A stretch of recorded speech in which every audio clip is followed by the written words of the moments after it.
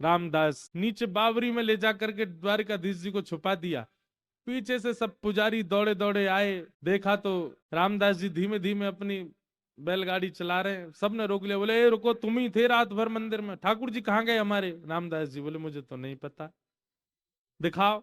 सब देखा, बैलगाड़ी में कुछ नहीं। तभी एक बैलगाड़ी के छोड़ पर ठाकुर जी की पीताम्बरी का एक भाग चिरा हुआ फट के इरज गया।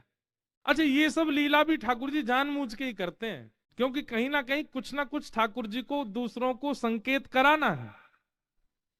ठाकुर जी की पीताम्बरी का वो अंग वस्त्र जैसे ही मिला, सब लोगों ने रामदास जी को पकड़ लिया, बोले ठाकुर जी तेरे संग ही हैं, तभी तो ये चीरा फटा हुआ है, यहाँ पर कहाँ है, जल्दी बता।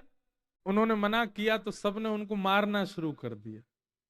इतना मारा, इतना मारा, इतना पीटा, बेचारे अधमरे से हो गए। बस श्वास चल रही है, बाकी तो नेत्र बंद हो गए, सुध बुध चली गई, गिर गए धरती पर। पुजारियों ने देखा, बोले ये तो अधमरा हो गया, ठाकुर जी कहाँ हैं, ढूंढो। पास ही सरोवर था, उस बावरी में जाकर के जैसे ही देखा तो बावरी का जो जल था वो रक्त मंडित हो गया, पूरा जल रक्त से भर गया। देख करके सब लोग घबरा गए, सारे ब्राह्मण बोले ये जल इसका कैसे हो गया, जल आ कहां से, ये रक्त आ कहां से रहा है। दौड़ करके जाके देखा तो एक जगह ठाकुर जी विराजमान थे, और जहां जहां रामदास जी को डंडे मारे गए, वहां वहां श्री द्वारिकाधीश जी के श्री अंग पर भी डंडे के निशान, और हर स्थान से रक्त निकल रहा था। सब पुजारी जी चरणों में गिर गए।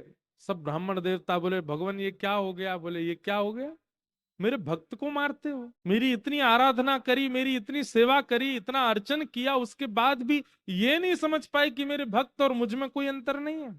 सब क्षमा याचना करने लगे। ठाकुर जी बोले अब कुछ नहीं होगा, अब तो हम रामदास के साथ ही जाएंगे और वहीं रहेंगे। और ठाकुर जी सब देखते रह गए, लेकिन रामदास जी के साथ में ऊपर आए ठाकुर जी, और आकर के रामदास जी को जैसे हृदय से लगाया, सारे घाव ठीक हो गए, और कहा ले चलो हमको। ठाकुर जी गए सीधे और डाकोर जी में